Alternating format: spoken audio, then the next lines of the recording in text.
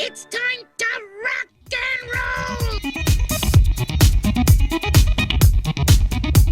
Good morning, everyone. Welcome back to another episode of the Waffle Press Movie Hangouts. I'm your host, Diego Crespo.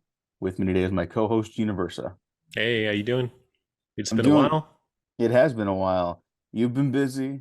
I've hmm been busy. I'm about to be busier. So hmm the Hangouts will be taking a little backseat, but you'll still get Yeah. uploads, and you're gonna have a lot of fun stuff to talk about. You Yeah. won't even know we're gone, Yeah. frankly. Maybe you Exactly. will. I don't know. I don't hmm know. We have a guest with us today. Allison Tercero, how are you? Hi, I'm good. I'm chilling. I'm here on this lovely Saturday morning. Yeah, A no, no, little no. It's Monday early. morning. It's Monday morning. It's It's Monday Monday morning? morning. Ah, Yeah. shit. Okay, Yeah, sorry. it's okay. It's It's don't all tell good. them. No, it's totally fine.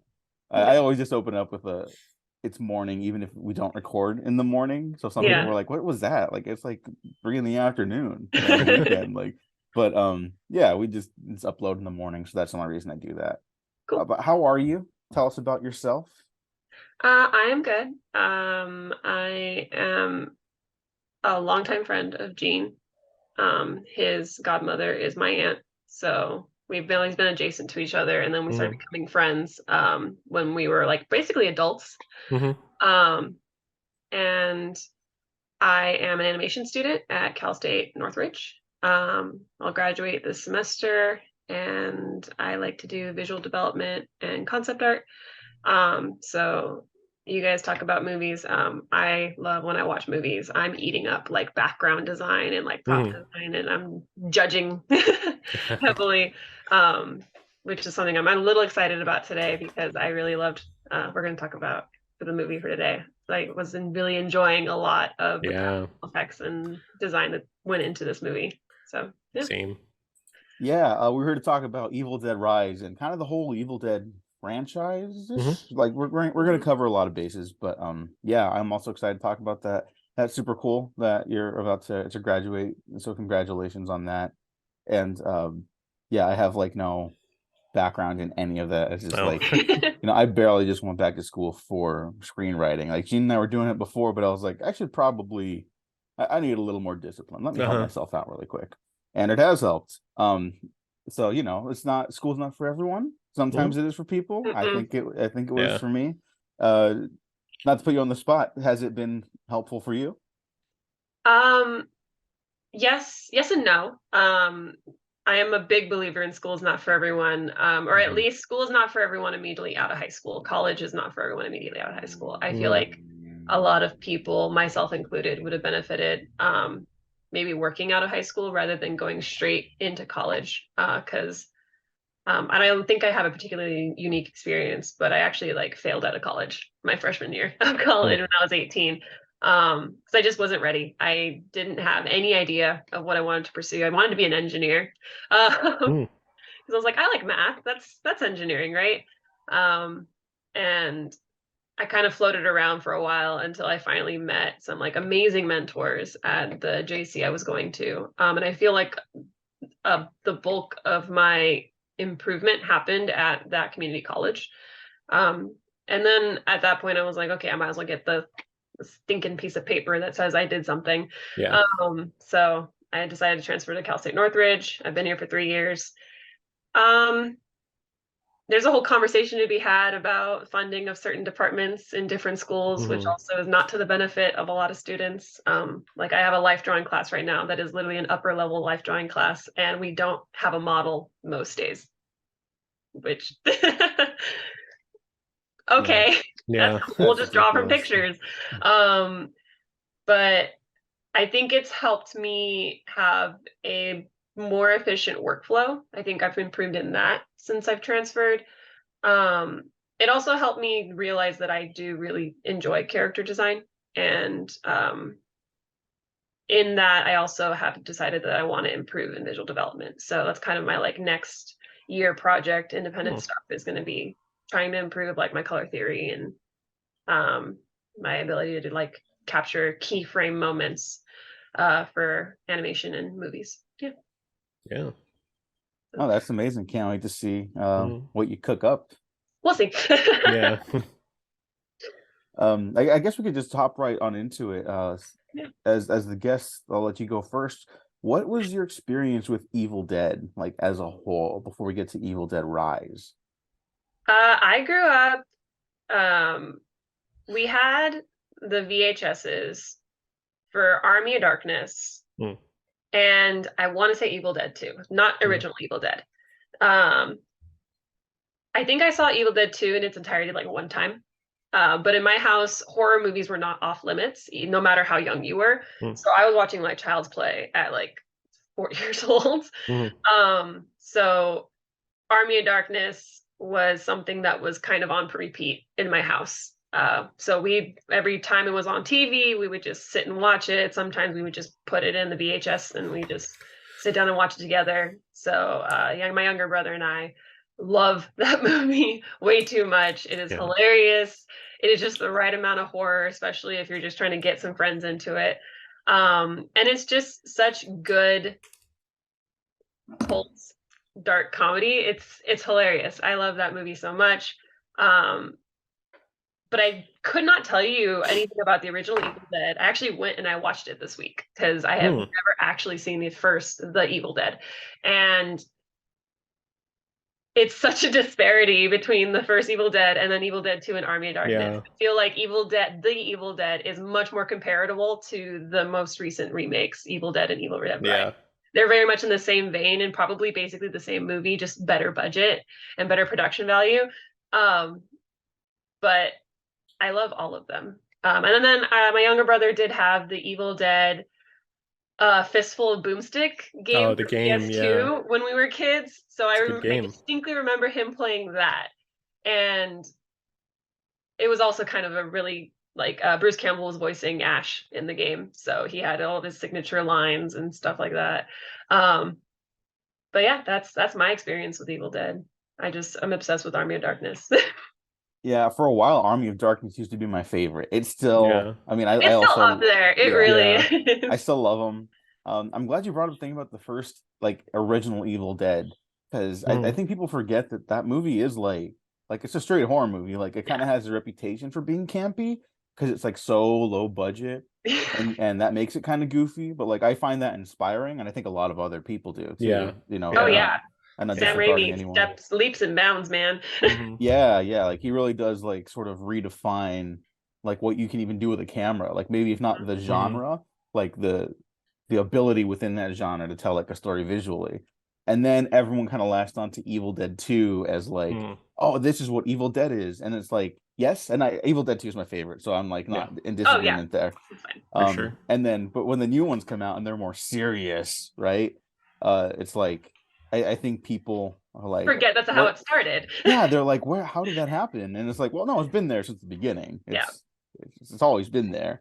Gene, how about you? How did you evolve with the Evil Dead franchise? And people know we love Sam Raimi, so we don't need to get into all that. Like we could go on a whole thing, you and I. But yeah, I don't know how you actually started watching Evil Dead. Yeah, I think it was a late bloomer, I guess. Probably watched them in like college or so, because the first one was on Netflix, so I think I watched that, and then gradually started watching like Evil Dead 2 on cable, and then Army of Darkness I sought out and everything. So gradually kind of watched all three of them, and then probably the first one I watched was the 2013 one, which is I think pretty great. Yeah, that one doesn't get talked about too much anymore, but that one's still pretty good. With Fede Alvarez. Yeah, he's doing Alien next, so yeah, everyone sends me like, updates on the new Alien projects because they just everyone knows now. So that made me happy. Yeah, I'm really excited about that. Yeah, I guess I'll just say for me, like I was also a late bloomer when it comes to Evil Dead and Sam Raimi. When I did first see it, I was like, no, his Spider-Man stuff's more for me, right? And as I got to appreciate horror, because I didn't watch a lot of horror when I was younger, I was a scaredy cat. And my parents were more strict on like what I could watch like until I was like a teenager. And then by that point, you know, I hadn't seen any horror movies, so whenever I saw like Dead Silence or something else, like that was pretty spooky, but I liked that. Then I got older and found out no one else liked that. But that's a whole other conversation. Yeah. Next time. Yeah. That sounds great. I'm yes. with you on that one. Yes, it is. But yeah, I eventually grew to like, as you and I got more into trying to make stuff, and just getting more comfortable with the process and seeing how things are made. And I was like, wait, let me go back to these scrappy little independent films, and then Evil Dead. I love it, but I didn't really appreciate that first one even until like a couple years ago, like as much as I should have. Then Evil Dead 2, just immediately that's like, oh yeah, that's one of the best movies I've ever seen in my entire life. Could not begin to tell you how that movie works, like at all, but like in the best way. Like I just don't understand how it keeps up the momentum for like 90 minutes straight. Crazy people. Crazy, They're all yeah, crazy. people on drugs, so many drugs. Loved Army of Darkness because like I'm a fantasy guy, so like Lord of the Rings. Like I watched that trilogy countless times, right? Even to this day. And so Army of Darkness, I'm like, oh, I see. Peter Jackson started that way, and then he makes Lord of the Rings. Sam Raimi starts that way with the splatter happy stuff, and he brings it to the big budget area. Yeah. And still really want to see like a hardcore big budget Evil Dead. And we'll get into like where the franchise could go after this, because I don't think that's off the table considering how well this movie's doing. Yeah. And then I saw the 2013 one, and I actually like was avoiding it for a little bit because I was like, both it was like being billed as like the scariest movie of all time. I don't know if you both remember that in the marketing. Vaguely, or anyone out there yeah. does. I vaguely remember it. I remember people being like, it's going to be brutal. And we hadn't had like a brutal horror since like, I guess like kind of the Saw franchise. Yeah, and that had just like died out like a couple years like before. brutality was just out the window, which is like not always a bad thing. I definitely I appreciate brutality in doses, but I loved the remake. I actually went to go see it on the midnight showing. So it was a theater full of just like Evil Dead fans, because that's the only people that would show up to this movie for a midnight showing. When midnight showings still were like relatively close to midnight at like 11 o'clock. And I remember like people were like cheering and like going like, ooh. And then at the very end when Mia like can I curse on this?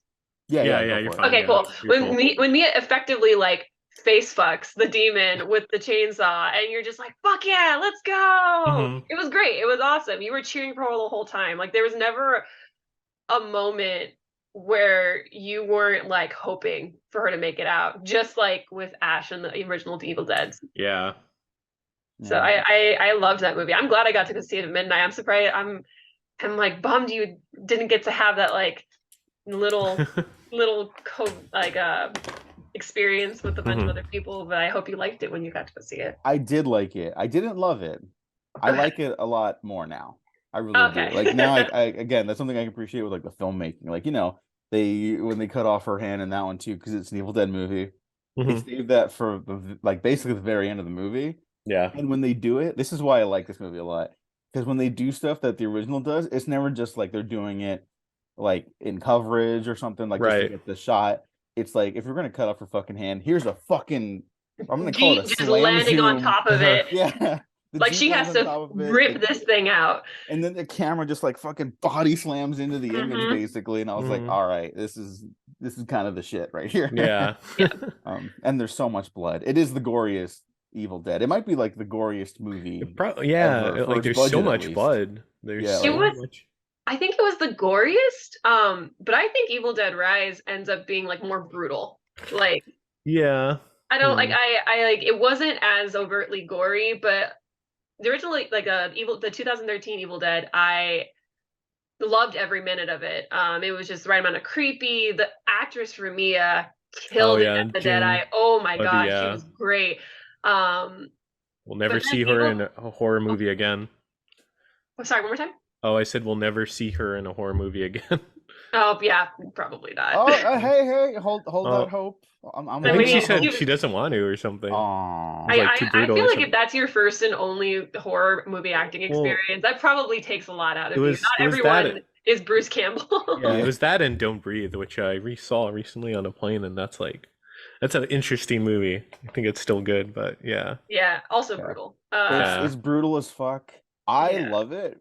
That is a disgusting, vile film. Yeah, it's kind of nihilistic. It might be too much. And I get if someone watched that, they're like, especially because of certain things that occur at the end, there's some sexual violence implied and attempts made, right? And if that's too much for someone, they're like, fuck this movie. Like I totally get it. That one is, it maybe crosses lines.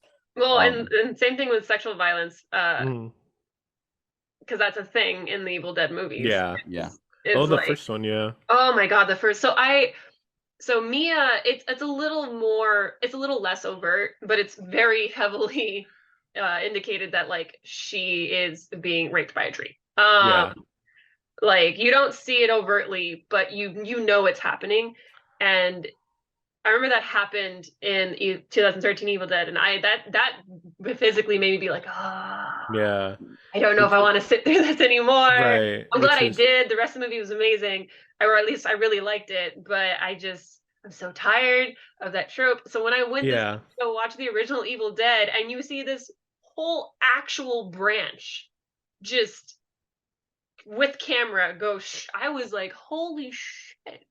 Yeah, which Raimi says he regrets. Some interviews, some interviews, he has said he regretted that scene, which, to his credit, yeah. So I was glad in Evil Dead Rise that rapey sexual assault elevator wires wasn't a thing. Like, was it still brutal and like bone breaking horror? Sure, but like took out the brutal rape, which was thank you. I just, it's not that much. It's really not that much, but it makes a difference. Oh yeah, it totally does make a difference. And I think we're just at a point where I think rightfully people are like, if that stuff like that's gonna be in a movie, it needs to be handled with care. Yeah. And there's very little evidence of it needing to be in more Evil Deads. I think we all got it out of the way. Yeah. Not that it needed to be there at all, like Gene mentioned with Sam Raimi saying that. And I find it interesting that like other filmmakers, like even like John Carpenter, who doesn't have like sexual violence in his movies, right? But like Assault on Precinct 13, the little girl gets shot, and he was like now he'll talk about him like, yeah, that was a little intense. I don't know, I probably wouldn't do that. Yeah. Like right now. So it's interesting to hear like the old guard kind of be like, when they were so much younger making movies 40 years ago or whatever, they're like, yeah, I think I was just trying to get attention.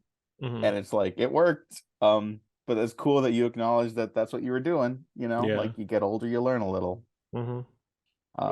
Lee Cronin, director of Evil Dead Rise, is a younger fella. I think he's only like 35, maybe. He's only made one feature film before this Evil Dead. Well, Fede Alvarez only directed Evil Dead. That was his feature film. Yeah. And then he started getting features after that. And Lee Cronin, I think, also has the juice. I think every Evil Dead director has the juice. What do we feel about Evil Dead Rise?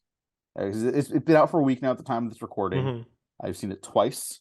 Same. Yeah. I'm going a third time.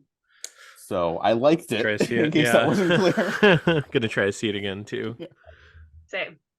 I was almost gonna go see it again yesterday, so I could have it fresh. But then school, have to prioritize getting stuff done. Yeah, adult stuff for sure. Yeah, but I do want to see it again. I'm definitely for sure going to stream it once it's on HBO Max, I guess, HBO Max. Where it was supposed to go. Yeah, it was supposed to be a straight to HBO Max like feature, and the fact that it did really well in the test screenings, and then be like, oh, I guess we'll just put it in theaters then. Yeah. So way to go, Lee Cronin! Holy crap.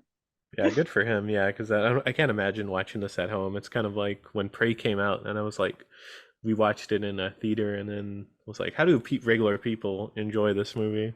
Oh, we watched it, the whole family, like literally it was good. The entire Tercero gang and all of our significant others crammed together in our living room watching Prey, and it was great, but it was a bummer because you were just like, damn, this would be really nice to watch on a big theater screen. But Evil Dead Rise was it's the first time in a very long time a horror movie has actually made me gag. Oh wow! Okay. Oh, interesting. Okay. What scene? I'm curious. The eyeball. Oh, yeah. Like I don't know what it was about the eyeball, like her biting it out and then spitting it out into like the brother's mouth, and rather than subsequently like choking on it. Which after watching the original Evil Dead, I was like, oh, that's a shout out. How cool. But I like actually gagged next to my younger brother who I went to go see it with, and he was just like, are you okay? And I was like, yeah. That caught me off guard. Of all the things that could have gotten me, I don't know why. I guess choking on an eyeball is rough. Hmm. Well, it is super rough because it's like it's just in the realm of reality enough to be gross, and just out of the Yeah. realm of reality enough to be like, hey, that's kind of funny. Yeah. You know, like I mean, Yeah. this one kind of, I think, attempts to ride the comedy line more than the 2013 Evil Dead. And that's not a criticism of that one. I think some people don't like that just outright. They don't want Evil Dead to be straight face serious. I think that movie's also got funny parts too, though. I think it's kind of underappreciated for what a crowd pleaser it is. This one definitely goes for like outright like laughs. Like you got the Deadites kind of making more gags. Yeah. I don't know. Staffany is just like an inherently funny concept. You know, the staff with the little doll head on it, like, which I guess was like an actual inspiration from Lee Cronin's niece. Like, Oh Okay. yeah, that is some stuff that's a like, real oh, kid he would come up with 100%. like that's totally like that's perfect. He totally comes from like a horror family. Um, that was cool to hear. I That want was- to shout out just really quick. His first movie is called Hole in the Ground. You can watch it on the internet. I don't know. Hmm. Where was it? I don't think it's streaming like anywhere specifically, but you just like Darn. rent it. It's Yeah. good. He made it for super cheap. Want to check it out? Yeah, it's I'm not gonna even describe what it's about because it's just going blind. No, it's not wacky like this. It's Hmm. much more dour, but really impressive. And I'm really interested to see where this guy goes next. He's doing some movie called Thaw, which is like it's basically about a climate change horror movie. That's kind of all I Okay, so know about it. he is a horror guy through Yeah, and he's through. a horror guy. Okay, okay. Yeah. Yeah. And on the other show I do on this podcast, the retrospectives, my buddy Matt and I, we've talked openly about like who are the next horror guys, you know, because we're in this big transitionary period where Guillermo del Toro, he's got his roots in horror, obviously, and he's not anti-horror, but he's more of a fantasy director. Yeah. Sam Raimi can't seem to get other stuff made except for Oh. a Doctor Strange sequel that we liked. Yeah. But Or you know, like there's himself as a director, yeah. not Mike producing. Flanagan's a horror guy, so there's one. But like, who are the new horror guys? And I think we're gonna start seeing more people like Lee Cronin pop up, where they're like, no, this is like my bread and butter. This is what I want to Yeah. do. I'm not interested in anything that costs more than $50 million, Hmm. and I'm not interested in any straight face dramas. Like, let me just fly my freak flag high, you know? And that's where I feel like if we're talking about like horror directors, David Sandberg. Oh Yeah. yeah. Yeah, like I remember absolutely loving his short horrors that he would do with his wife Hmm. in their apartment. Did And then some during COVID too. yeah, well, pre-COVID, during COVID, and then he came out with Lights Out Yeah. right before COVID, and it was everything he wanted it to be from the short film that he originally that inspired it that he created. And now he's doing Shazam and Shazam 2, which Ugh. like I love that for him. That's amazing. Yeah. He is a Maybe really, not really Shazam 2. Hmm? Maybe not Shazam 2, Well, maybe but not Shazam 2, but Yeah. I haven't seen it yet. probably not. it's not good. Not. I haven't seen it. I Okay. I haven't even seen Shazam. I just know it was received Oh, really yeah. well. Mhm. But I'm excited that he's getting budget and demand to make movies. I also a small part of me is like, I want you to make another horror, another small budget horror because you have such like a heart for it. Well, you'll Like be even happy to Annabelle know. Creation, the Annabelle series should have just was not great across the board, but Annabelle Creation was actually like out of all of them decent, and I largely think that's because of him and his ingenuity to get certain shots or to make certain effects or ideas work even on like a smaller budget. Yeah, I mean, you'll be happy to know he said like after Shazam too, because like that movie was finished for a year. I'm assuming it was a little hard to make, even outside his jurisdiction. Like I'm sure, you know, he's a piece in the machine. He's not the driving force in that franchise, and I love the first Shazam. I'm a big Yeah. defender of that Still movie. good. But he has said like I'm gonna go back to horror for a while. Like That's I'm good. not really doing anything else. Yeah, But, get away from the changing state of the DC universe. yeah. Well, I And mean, just no one's, superhero movies in general. I mean, Yeah. no one's gonna care about the changing DC thing in like 2 years. You know, they're hyping Mhm. up like, oh, it's this new interconnected universe, and like people stop caring. Like, sorry, like the Titanic's headed toward the iceberg, and we all see it now. Uh-huh. And it's not even that they got untalented people. This is all I'll say about this. We can go back to Evil Dead, but like, it's Sorry. just sorry. It's just Mhm. going. It's over. Like, sorry. Mhm. The next thing will pop up this decade, and Mario movies. sorry, Oh, no. Video that's game that's movies. another Titanic iceberg situation. Yeah. But I feel like I'm the Titanic, and the world is the iceberg. But anyways, Mhm. Evil Dead. They should do an Evil Dead in the snow. There you go. Mm. That's my segue back to it. Okay. Well, so you know Yeah. what? Actually, one of the lines I appreciated from Evil Dead Rise was in the recording, which with his little Bruce Campbell cameo. Oh yeah. Um, He's there. Yeah. he's there, he's somewhere in there. And he's right. He's the Mhm. one that's right. I really liked the very small line that's just in there where it briefly says one of 3 volumes of the Necronomicon. And I thought that was a neat way to like not just dismiss 2013 Evil Dead, because they're Mhm. not at all related. There's no correlation, there's no timeline there. But I appreciated, like, oh, there's an implication there that there could also be another Evil Dead that's maybe removed from this one. Maybe not a like Evil Dead cinematic universe situation, hopefully not, but Yeah. I liked that implication that we could get more Evil Dead movies, even if they were just a streaming, or even a series. I haven't seen Ash versus the Evil Dead. I've heard it's very campy, Yeah, but it's I good. would love a horror Dead Evil Dead like limited series. That'd be kind of cool. Mm. Yeah, Gene actually got me onto Ash versus Evil Dead. And Mhm. I only caught it after the show ended, so I didn't get to ride Yeah. the hype wave. But yeah, it's super fun. It definitely is tonally much more Evil Dead 2 Army of Darkness. Because that's where But it falls. Like it's like 30 Mhm. years after or something, right? yeah, Yeah. yeah. Yeah. But I think it's fun as shit, and I think it's really actually really well written. Bruce Campbell, I think, has some of the best material of his career. The supporting cast is fantastic. Um, yeah, totally worth checking out if you're an Evil Dead head. Um, I guess let's focus on Evil Dead Rise, and then we can go back to like, because we can go all these different directions from where we can go from here. No, Yeah, it's you totally can. fine. Mhm.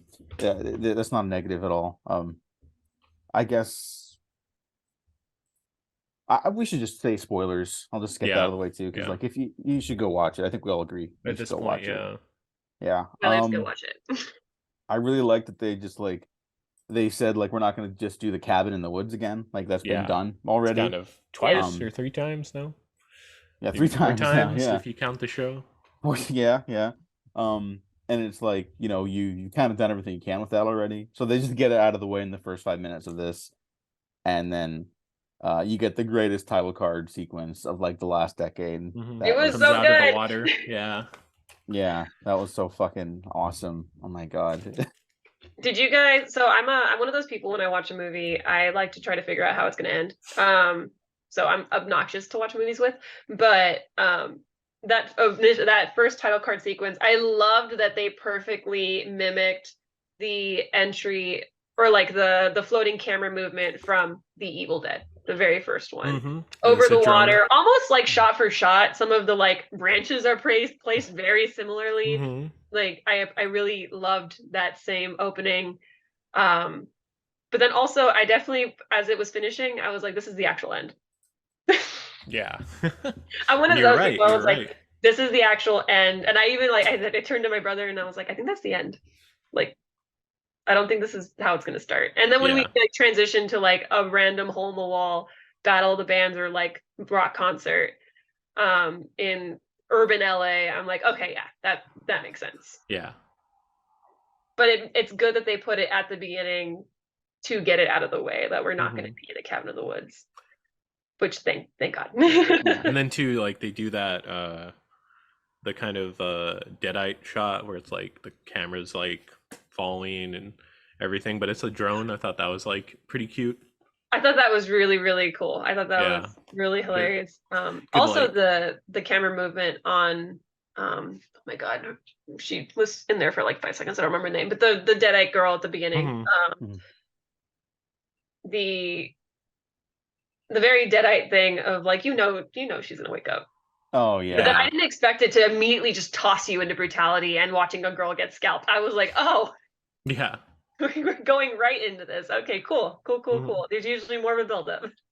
Yeah. This one just they wanted to like hit the ground running. And I will say the one criticism I do have is that I sometimes feel it has a little start and stop pace where it's like, oh, it's escalating, Yes. escalating. Okay, we're calming down. Escalating, Yeah. escalating, calming down. And I feel like none of it is like I really love this movie. I prefer it to 2013. Um, I would put it up there like with the better modern horror movies like of the last decade. Mhm. And it's just so much fucking fun to watch in a crowd. Like it's such a Yeah. great time. But I do like at both times I've seen it, I do feel the little like the fits and starts Yes. once like post elevator scene, right? The movie I think should be kind of escalating gradually until the big build up with the meshing of the deadite bodies and stuff like Yeah. that. Which is like a Cronenberg sort of the Thing reference too. Yeah, But it's a little thingy. Yeah, yeah. some Rob Bottin effect style stuff going on there. Yeah, it's Um, interesting. There's also the Shining reference, a No, the reference to mm, elevator. the elevator, and then too like there's a camera shot where it's like Jack Nicholson banging on the door in The Shining where they look up at him. They mm, copied that shot, so that's interesting that there were references to Yeah. other movies in an Evil yeah. Dead I movie. mean, I to me those work because they're not just like no one even talks about The Shining, right? Like they're reference shots because they're effective. Hmm. And it's like if you've never seen The Shining, it's like those are just effective images. And I'm like, thank Yeah. God. Yeah. I don't need the kids watching The Shining and then the mom being like, "Why are you watching The Shining?" And then later do Shining shots. You know, Yeah. that's what a Right. lot of movies did last decade. And I'm like, you're not. It wasn't clever the first time. Yeah, it's You not. coming in at the end of the decade is not any more clever. You know, it's just Yeah. like effective images. And I think that's why I like this a lot too. It's just like, what is the most effective thing you could do? You would change the location of an Evil Dead movie. Hmm. It's in an apartment now. All right, so you Yeah. don't got the trees to like begin the possession because that's what's been And you happening in don't the have home. the endless woods for you to like run off into or anything like that. It's very claustrophobic, Yeah, Yeah, you're like which stuck was there. great. Like you get the cabin in the woods feeling and somehow still feel even more isolated, even though you Hmm. are literally surrounded by hundreds of thousands of people. Like you are mm, so alone in this apartment building. Um, and I thought that was such a good scene placement and setting for the Evil Dead series. And it just Yeah. makes it that much more impactful when you're down in the garage and you're just staring at the street lights outside Hmm. the drop gate and you're just like, come on. yeah, Yeah. Yeah. The only thing I would criticize is I love that it was a new location, but like I couldn't place where it was supposed to be in the city. Like it just felt like it was just is it supposed to be like downtown or I think it's supposed whatever? to be downtown because that's what Yeah. downtown looks like. Yeah, Like, it's a Yeah. very old downtown apartment building. Although Okay. um and the idea of LA just, demolishing really old historic buildings Hmm. Yeah. makes sense. yeah, yeah. I was actually surprised like how much like I guess meat was on the bone of the narrative. You know, it's like Hmm.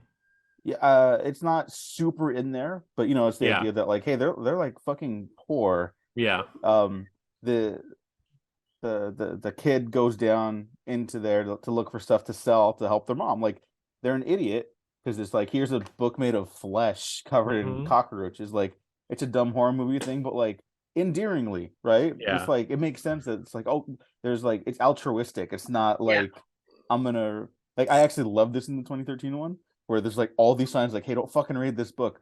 Flips a page. No, really, don't read this book. Flips a But that's page. like the Evil Yeah. Dead thing. That's Don't. the Yeah, Evil Dead formula is a dumb man gets the thing and does Mhm. the thing while Yeah. everyone else around them is saying, don't do the thing. yeah. Put that thing back where it came from or so help me. Hmm.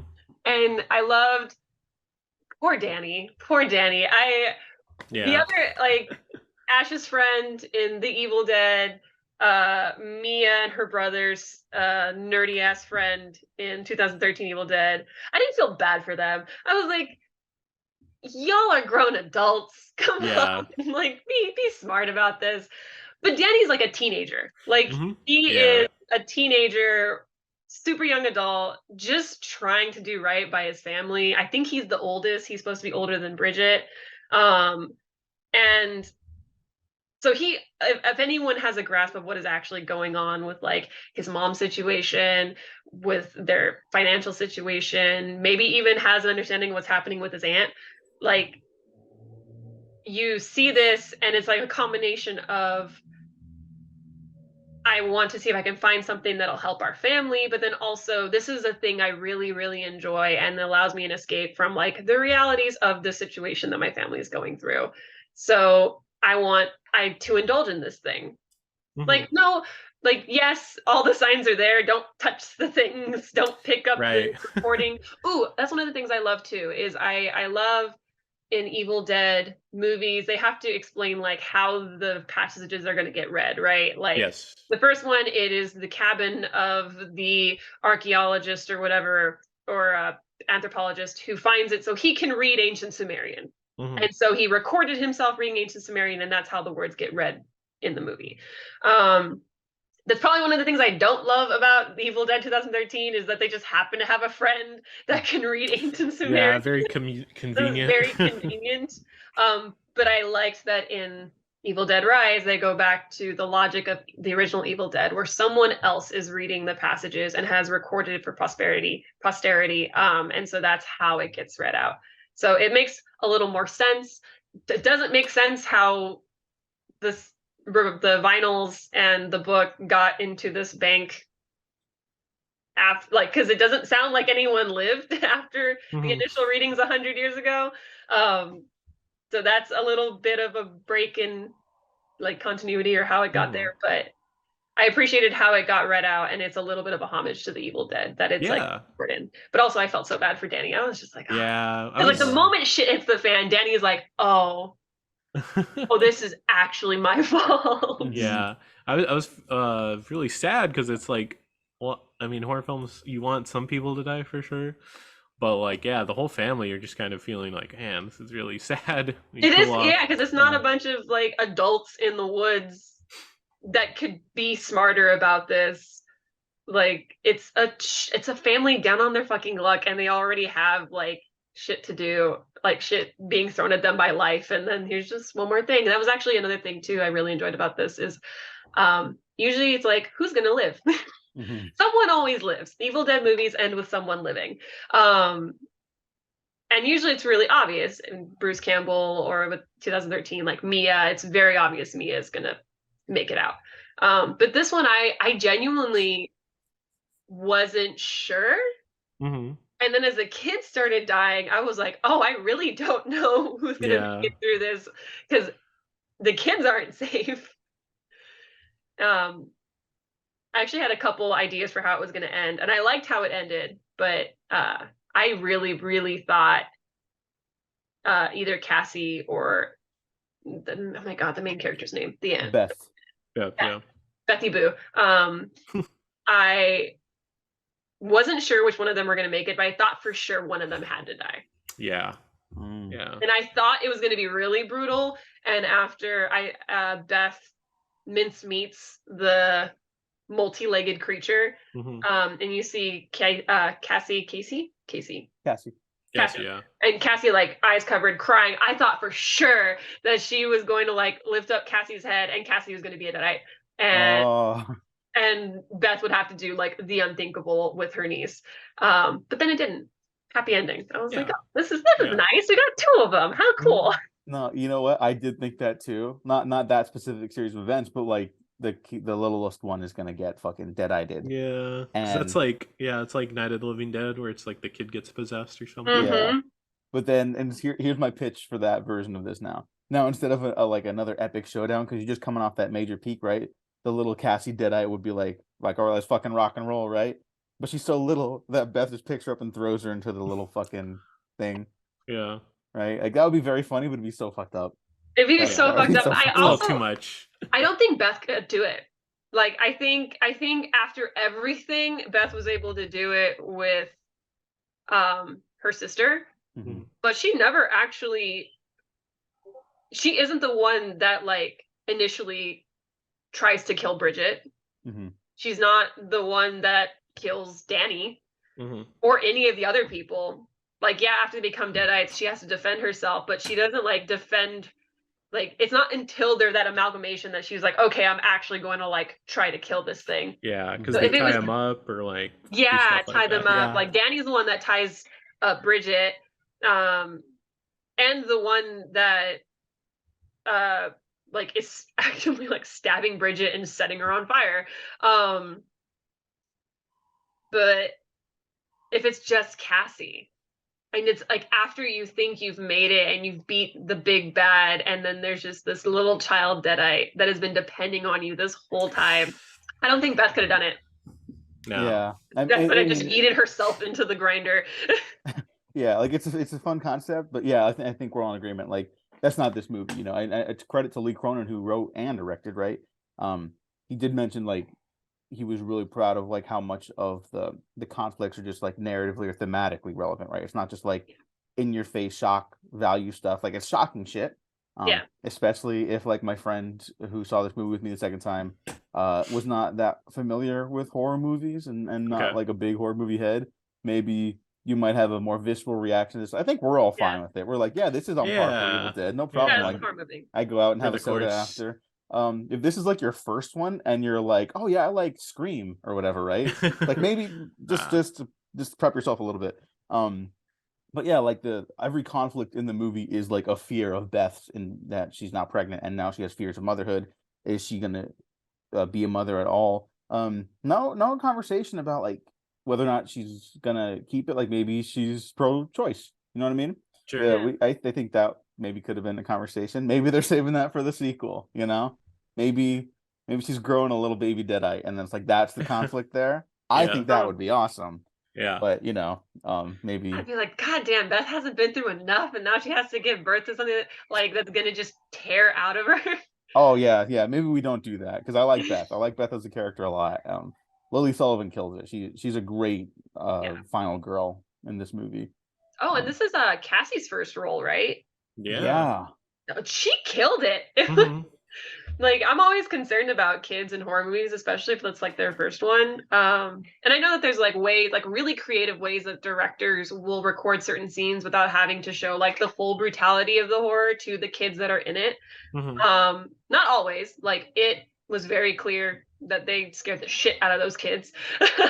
Yeah. But you could see a lot of cuts were done in a way where you're like, okay, I'm pretty sure Cassie was not here for X, Y, or Z scenes.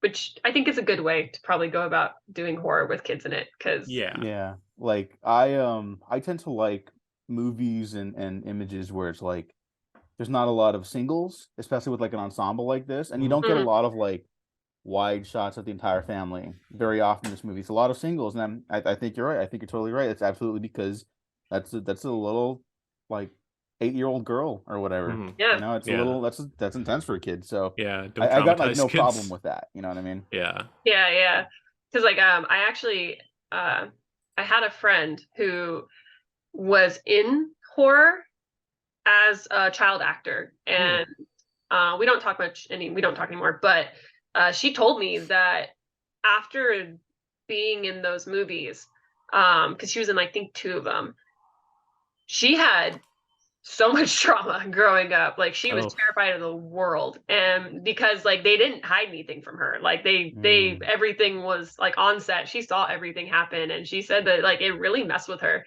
for a while. And maybe that's not the case for every kid, but yeah, I think there a lot of like the lack of wide shots of the family is pretty much entirely when there's not gnarly stuff happening. Yeah. I think like the one wide I think of is like when they first see the mom and she's possessed, and then again after they think she died and they're in the living room. Right? There's like the eeny meeny miny mo moment. Yeah, the eeny meeny miny moment. Yeah, and that's like maybe it until they're all covered in blood, and then it's like Cassie's never in the shot with them there. No, you know, like even when she defends herself with Stephanie and stabs Beth in the mouth, not Beth, Bridget in the mouth, right? It's like you don't see them like in a wide together, you know. There's no like there's no filling out the frame with like Cassie one side, the staff through the other, and yeah, it's probably why, and I don't have a problem with that reasoning whatsoever. No. Keep kids as long as possible. yeah. Don't fuck up your actors. You know, like everyone knows like you make an Evil Dead movie, it's like it takes a lot out of you. It's a lot of work because there's it's very physical. Holy crap! Yeah, it's a lot. Super physical. There's a lot of effects work, practical and digital. And it's just you're tossing people around for like 2 months of their lives. Yeah. It's a lot. Don't your fuck up poor any son of actors. earning their paycheck. Yeah. Speaking of the effects, I loved watching Evil Dead Rise and seeing the prop design for the Necronomicon. I thought it was so freaking It has good. teeth. Yeah, it has Oh, teeth. the teeth! And the blood to make the teeth just. Yeah. It was so good.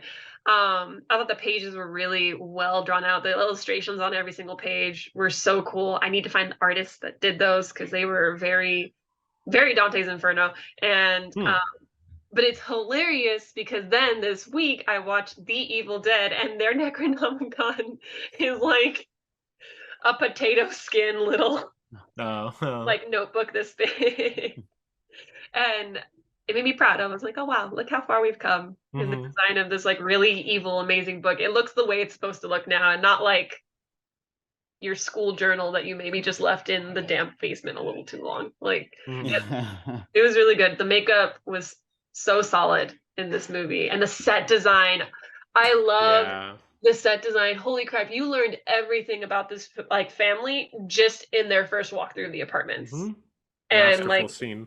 Oh my god, it was so good. You knew exactly what everyone's thing was. You knew exactly like what kind of ties them together. Like they're a really artsy fartsy kind of liberal family just like living their lives, and you don't even question the like absence of like a spouse figure until Beth does, because you're kind of just like, yeah, single mom raising 3 kids in LA in this rundown apartment, like yeah, shit happens. And then when you find out that there's supposed to be a partner there, you're like, frick. Yeah, like I felt bad, you know. You care about these characters, and that's not always the case in Evil Dead movies. And a lot of them, you're just kind of like, yes, please die. You are so annoying, exhausting, so dumb. Yeah. And you know what I really liked about like the family element too, is that like there's very little dialogue establishing like you know you see it all the time, and I'm not even gonna begrudge anyone because it's fucking hard, but like you know like aren't you like they'll say something, they'll come into conflict and they'll be like, well, if I'm not your brother, sister, you know, it's like to establish the familiar relationship, and they're like, well, you should know this, you're my mom, and it's like we don't need that here, like we just get it, you know. Yeah, no, you 100% like in The Evil Dead, Cheryl, the one that gets possessed first, I did not know until halfway through the movie that is Ash's sister. Yeah. And because she literally says, like, you're supposed to take care of your little sister or something like that. Yeah. And I was like, huh? You're not just like a friend? That's why he was willing to drive you. Got it. Okay, that makes sense. She comes back in the show, actually. Oh, really? Yeah. I almost didn't want to bring that up just because, like, for people that haven't seen the show, it really does tie in like everything. Really? The Sam Raimi that's run. actually kind of cool. Lee Majors is his dad. Yeah. Bruce Campbell's dad. Yeah, it's pretty funny. Yeah.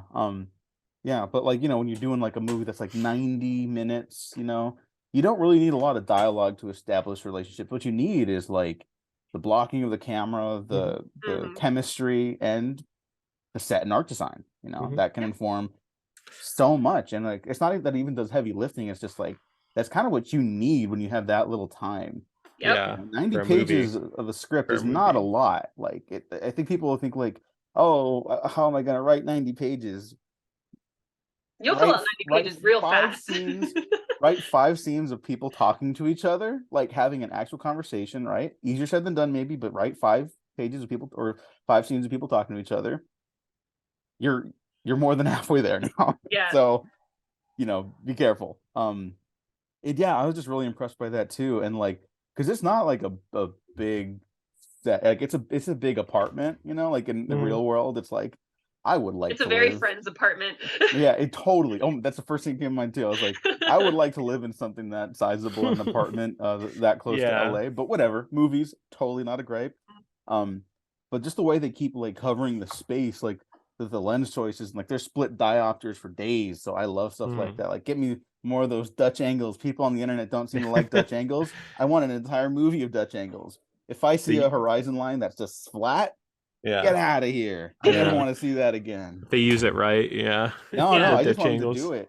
There's too many movies now, Gene, where they're just like, let's get coverage of people walking across a room. Let's get someone riding a bike. I just I just meant So, like the Dutch angles from like Avengers or like Thor or no, something. that's the best. That's my shit. Give No, it to those me. were Give it bad. to Those were me. terrible. You know They're what's great. great is like a lot of like visual development artists, like when we're first learning, we want to do the Dutch angles, we want to do the really epic cool shots, and then like our the mentors and teachers will always be like, can you just do like a good normal Hmm. flat horizon line and make it that interesting before you try to just do that?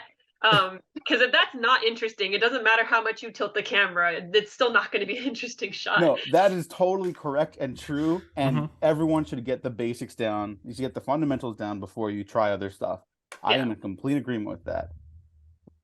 That Second being feature said, film. So now you can go for it. You just go fucking crazy. Yeah. You know? I would like some more spinning camera, but I understand, claustrophobic space, maybe not the place for it. I get it, whatever. Mm. That's not, again, not a gripe. It's just like I think of, the Raimi cam, the whoosh, swishy, swishy, swishy. Yeah, so all that stuff was super impressive. I again, not another gripe, but like I kind of want the white-eyed deadites. I think we get like some of it later from Bridget, but that's because A little bit, she got yeah. burnt alive. Yeah. and then I think the dead neighbor, the old dead neighbor, he had like bloodshot, but they were just white with like bloodshot. Mhm. There was no like iris or anything like that. When he opened his eyes and was like looking at Bridget, Yeah. calling her a groupie, or not Bridget, Beth, calling her a groupie. Okay. So he lacked the like actual bloody yellow irises that we saw with the mom and I think Danny. Mhm. Yeah. But actually, small gripe. This isn't even my gripe. This is my brother's gripe. This was his first, like his main criticism coming out of the. This is the thing that broke his suspension of disbelief in this brutal horror movie. Which was He gets out and we sit in the car and he's like, you know what, really killed it for me. And I was like, what? And he's saying this jokingly, but almost half serious. He's like, there's no way anyone would fit in those crawl vents above the building. Yeah. There's no way she was fitting in there. And even more so when she was a mixture of like 4 other people. Mhm. And I was just like, A that's little too big, yeah. yeah. I was like, that's the thing. That's the thing that killed the suspension of disbelief for you. And he's like, yeah, that's Mhm. she wouldn't have been able to get in that room. Why You know, didn't she just break down the door? She could. I'm gonna push back a little bit and say like, because deadites can like contort and stuff like that. Yeah, that's true. Like in my brain, like I never really questioned that, but in my brain now, I'm like, well, obviously, because she's a deadite, you probably just like slithered through and like broke every bone in her body to be able to fit like that, right? Yeah, just, Yeah. Yeah, and then when she comes out, that's why she comes out like a little spider in the background. That's I true. love that. There's a lot of that in good this shot. movie. Yeah. Yeah. It's like if you Yeah. see it, it's like, oh no, and then like if you don't see it, but it's gonna happen, and then you finally catch it before like the scene changes or whatever. It's like, oh shit, here it comes. There's a lot Ooh, of- floating Bridget in the blanket. That was that's great. unsettling. It was so good. Oh. I heard someone in the theater the second time I watched it. So this is because I saw it at Beyond Fest early, like the week before it came out, and then I saw it in a normal theater. And I heard someone go, "Oh no, no, no!" Yeah, That was that's pretty literally great. the reaction. knew it You was don't have to coming. say it out loud. That's everyone's feeling. And then I know it's not like a homage to this, but I loved the scene when Beth is listening to the recording and finding out that they are literally screwed and there's nothing she can do. And you see her sister just doing her thing on the wall Yeah. behind her. Yeah. I was like, you know what? That is the best scene in Hereditary. Yeah. Yeah. It really is. It is. Yeah. So I was excited because I actually wasn't sure where. Oh my God! See, I remember everyone's name but the mom's. Kelly. The mom. Oh man, I shoot! forgot Now her hang name. on. I got the Ellie. Ellie, yeah. Ah, I was close. Okay, Ellie. I you didn't know where Ellie was going to come out because you knew she went up in the vents. So I appreciated that you had the double pressure of you have Bridget in her blanket following the other kids, and then you have Kelly somewhere in the vents. So you're just like, oh shit. Yeah. The tension building It's was really coming. great. I see what you mean, Diego, about like the lulls and the peaks in tension. Because like, yeah, you do start off with some really hardcore, brutal murder and tension in that opening scene, and then you kind of die off for like a good 20 minutes until it builds finally to the elevator scene, and it kind of does that repeatedly. it is noticeable. It's doesn't make it unwatchable, but I think that would probably be my only like gripe is like the pacing. Yeah, that really is kind of like my only like if I have a hang up, it's that like really Yeah. like it's such a great time in spite of like that little fit and start is all. You know, Yeah. like if you're driving a car, you feel if your car is like resisting a turn, if your power steering's off or something, you know. And here it just feels like it needed a little tune up is all. You know, but again, like everything we're talking about, like we clearly are kind of head over heels for this movie. Yeah, I'd it's say. good.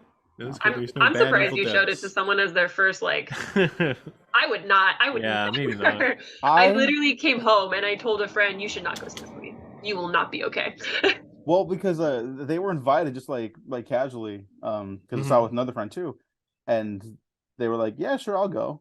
And I don't know if they want to be named, but so I won't. But it was just it was very, in hindsight, very funny to see. Like, because at first I thought they were like laughing along with the movie because it's it's funny and I laugh along with like movies I really enjoy because I'm like, all right, we're fucking doing it, you know? Yeah. They were not laughing. They were scared. crying. Oh my God. They were so scared. Ugh. So that was that's when I knew the movie was working. Like for it was a scary movie. Actually, another movie, a horror movie has not done to me in a very long time. I actually had a nightmare.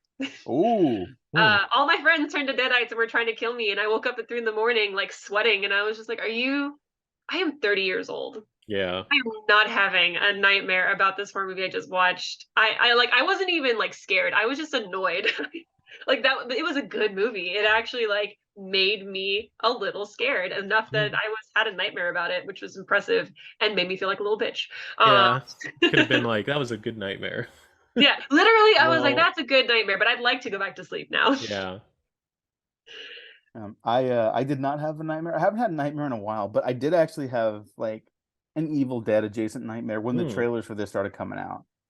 And it made me open Final Draft because I was like, all right, this is fucking, there's juice here. I can feel it, you know. I'll tell Gene about it later. I'm seeing him later after this recording. But sounds cool. And then after I saw this twice, I was like, let me go back to that because I got like the movie left me really creatively like invigorated. Like I had such a great time watching it, and I was like, yeah, that's what I want to do, you know. Yeah. Let's see what else. I mean, I guess I'll shout out the rest of the cast because the cast is uniformly great in this. Yeah, really. I'll go from the youngest to the oldest. Nell Fisher plays Cassie. Yeah, it's wild that's her first role. Really is. Kills it. Kills it. Gabrielle Eccles is Bridget. Also fantastic. She did great. Morgan Davies as Danny, the first trans actor in an Evil Dead movie. Yeah, congratulations. That's cool. He killed it. On that, I think that's really cool because I know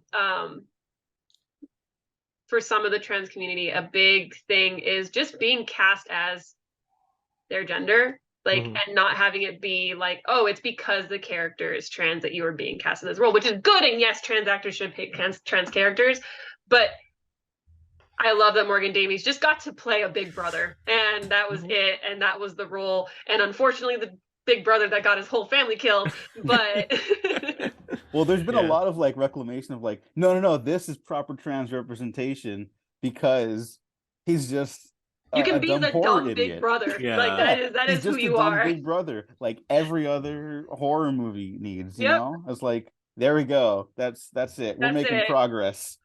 Yeah, take that, Congress. You got nothing on Evil Dead Rise. Evil Dead Rise, the unexpected progressive movie of the year. It actually is kind of awesome. Yeah, Lee Cronin. Yeah. He's Irish, not British, so I feel comfortable saying that. If he was British, I'd be like, let's see where this fucker falls and all this shit. Irish are pretty freaking cool. Yeah. Congrats, Ireland. Alyssa Sutherland is the mother, the iconic Deadite now. I mean, that's the thing. I think this one, like, not to pit them in a battle of wits, but I think that's the thing that this has over 2013 Evil Dead. Like, Maggot Mommy became a thing, like, instantly because of that trailer line. You know, like, it's a thing now online. And, you know, internet culture is different from 10 years ago. Yeah. So maybe, you know, it's like Evil Dead 2013 became, like, the thing. Evil Dead Rise got hype, but it was Mommies was the Maggots now. That just like took the fucking internet by storm. Everyone was like, I'm seeing that TikToks or something. immediately. Yeah. Mommy Deadite. People finding out things about themselves with that one line. Oh, is that what I I'm just thought sure. people were I am hyped. sure there was probably. a corner of the internet, 100%. That's just Probably. like Mommy Weird place. Deadite is my vibe. Yeah. After that Resident Evil 8 thing with the tall vampire lady, nothing surprises me anymore. Oh no, people, of course not. Yeah. Yeah, big booba vampire lady. She's awesome. Yeah, she's everyone's favorite character, I guess. I missed the boat on both of these things, I guess. But it's all right. It's okay. You're okay. You're not. Yeah, it's all right. It's not a boat you need to be on. You're good. Yeah. Yeah, Elisa Sutherland is really remarkable in this, though. Like, just the contortions she has to do that are like, a lot of them are not aided by practical or visual effects. She's just like, he could just do that. I mean, I'm sure they had her on a rig for like the bathroom scene, for example, where she's like, hiding up, like, and screaming before she falls back into the tub full of water. But yeah, she's fucking fantastic. She gives like an all-timer horror performance in this. And then of course Lily Sullivan as Beth kills it as the final girl. She gets to go full Ripley at the end. Like even the soundtrack, it's got like those tin drums from Aliens, like from the James Horner score, where it's like and I was like, all right, I was over the moon by that point in the movie. Like I think after I saw the movie the first time, I referred to it as like the third act is what dreams are made of. I completely stand by that. Yeah, really so much blood. Oh man, they just get like splashed in blood, just like bathing in it. As they should, because it's not an Evil Dead movie if you're not at least covered in 3 vats of blood. Like, hate to do that every day, like makeup wise. Oh my god! You know what? I forget about that. That you have to record these scenes over and over again, and sometimes not in the same day. So that is multiple days of being covered in probably very cold blood. Yeah, and having to get like reapplied, like the blood every take, and man, yeah, that must have been fucking awful.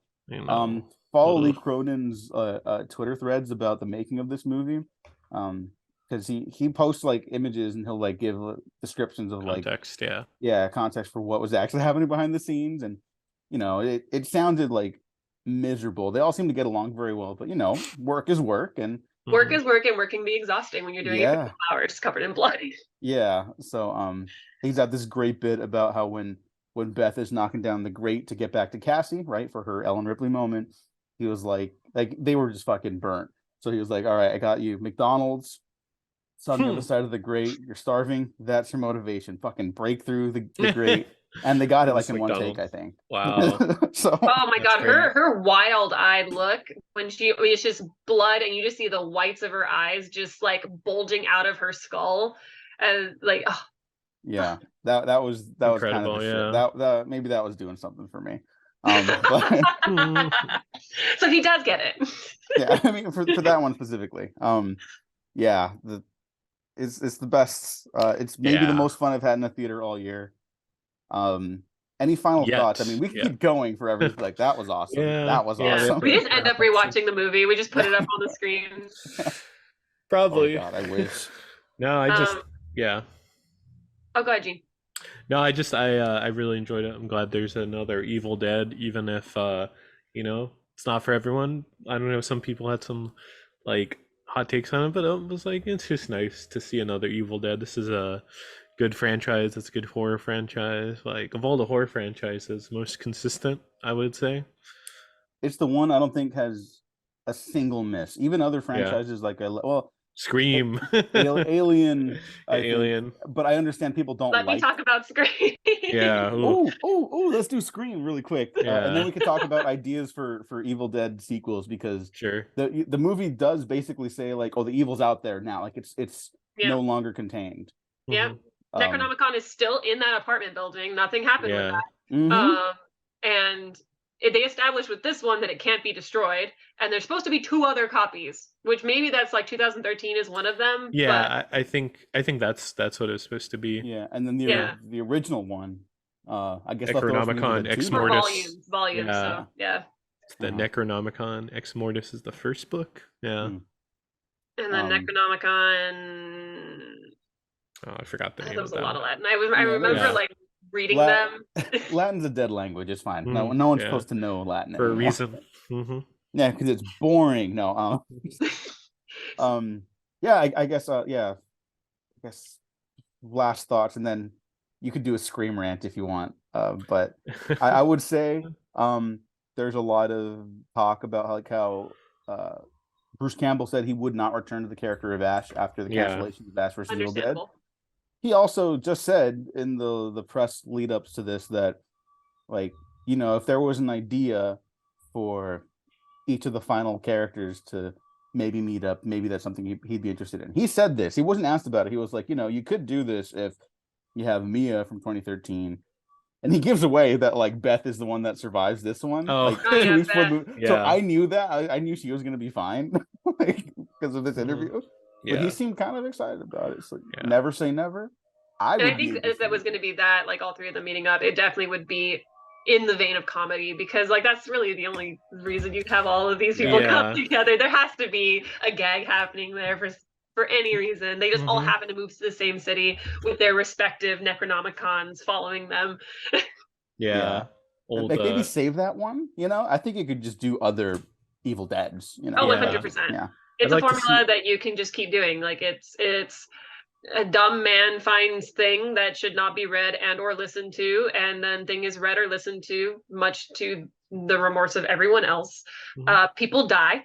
Someone dies first very brutally. They're the ones that get possessed, and then no rhyme or reason, people start falling like flies, and then there's the final girl, or Ash. I love that. There's the final girl, or Ash. Or Ash. That should be the tagline for that eventual team up movie. And be like, the final girls ... and Ash. And Ash. I'd love to see, like, retired Ash come out for, like, one last outing, because he kind of ends the character in this show. So I need to watch the show after I graduate. It's on my list. It's just I don't pick up shows while I'm in school, so it's just no, it's all right. Totally understandable. Yeah, but do you have something about Scream? I saw you, like, jump up with that. That's why. So I introduced a friend to Scream. She had never seen it, and she's my best friend. She actually came to your Dead Memories screening, Jean, Charmaine. I don't think she'll care about being named, but she had never seen Scream, and I was like, this is a piece of, like, cinematic history. Like, you have to watch Scream.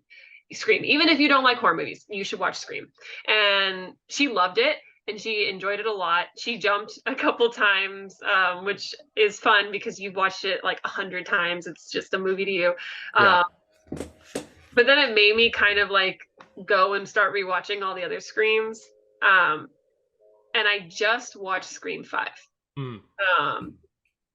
Because I was like, oh, Neve Campbell, Courtney Cox. Yes, give me all the OGs. And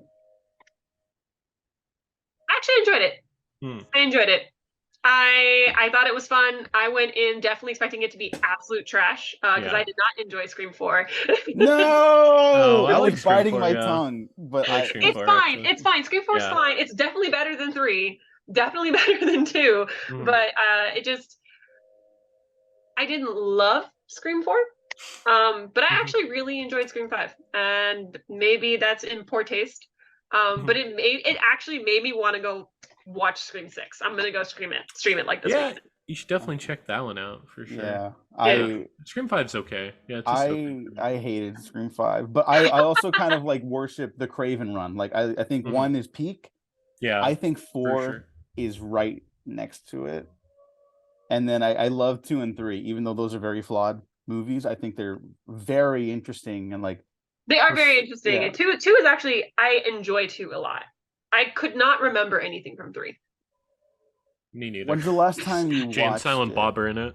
Yeah, like, it's just full on campy. It's sort of like how Nightmare on Elm Street. It's like it starts off serious, and then by Nightmare 5, a movie I also love, is like just fucking. There's like a Freddy baby and shit, and it's just like his opening line in that movie is like, "It's a boy." Like, it's pure comedy by that point, right? Okay. I feel like Scream 3 is kind of that, but it's like Scream 3 is also really meta because it's on the set of one of the Stab movies, right? Yeah, it's a movie. That's the only thing I remember. And it's ridiculous, but that's what I kind of love about it, But that is also literally a shout out to Nightmare on Elm Street having one of their movies be on the set of Nightmare on Elm Street.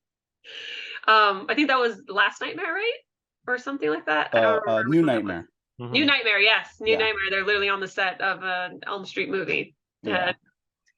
Very meta.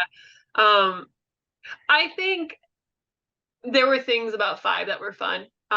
Like the little conversations about elevated horror.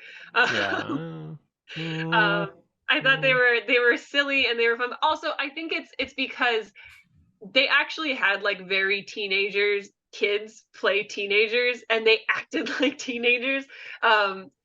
Whereas like I enjoyed 4, but I feel like, sorry, this is not becoming great. Never mind. No, it's totally fine. I mean, sorry. We're basically a horror podcast at this point. Like we're not, but like we kind of are. We just keep like we also enjoy other movies that are really well done.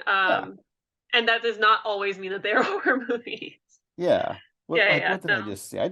Here I'll toss something out to the public, but I'll also, before I do that, I'll also say, as again, like apparently one of the premier Scream 5 haters on Twitter, like, because I really did not respond to that movie well at all. I loved Scream 6. So I hope I'm gonna go watch. I'm gonna literally watch it, because Scream 5 made me be like, okay, I enjoy it, but now I want to see Scream 6. I want to see them in New York. I want to see what happens to these sisters, because I am attached to them.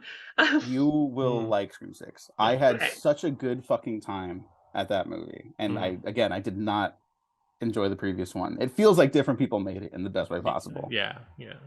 See, now I'm excited. Now it's going to be amazing, because if I enjoyed to any degree Scream 5, that means I'm going to freaking love Scream 6. Yeah. Okay, so I was looking like at my letterbox just to see like what did I see recently that wasn't horror related that I could really like go to bat for. Dungeons and Dragons. It's like a Guy Ritchie movie that no one saw, and I enjoyed it. No, Operation Fortune. Oh yeah, I like that one too. Yeah, I did too. But it's like, the Ukrainian bad guys, and then like they didn't know, when they were making that movie, they didn't know what was gonna happen. Yeah. Everything else has been horror related. Yeah. And Beef, which has a horror public campaign right now, or horror publicity campaign. But it's a good show if you maybe don't Google anything about it. And that's what I will end off on there. Allison, thank you for joining us. Thank you. I'm sorry. Thank you. We segued a little too aggressively. It's all right. Oh no, we just do that. That's on us. Don't worry about it. You've been fantastic. Is there anywhere people could find your work online? Not yet, but I'll let you know.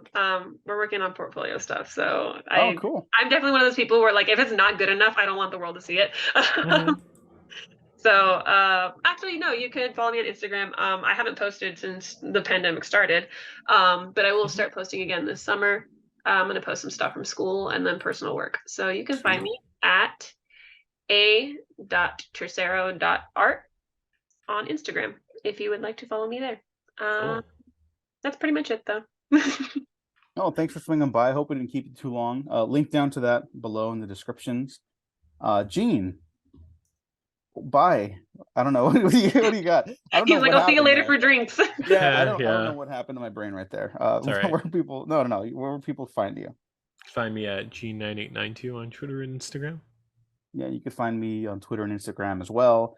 Check out the Waffle Press on Twitter, YouTube, SoundCloud, Spotify, iTunes, and Patreon. Where the week this is coming out, you're getting a new podcast, interview, or retrospective every day.